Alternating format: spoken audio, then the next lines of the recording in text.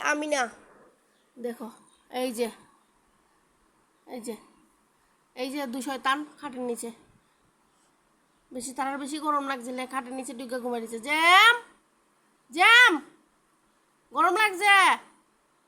Jam jam, গরম লাগছে। জ্যামে ফাও খাইতেছে। বসো,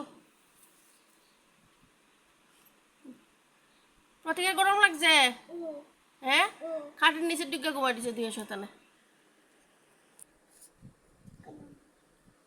জেমু, ফটো সরাও না। জেমু,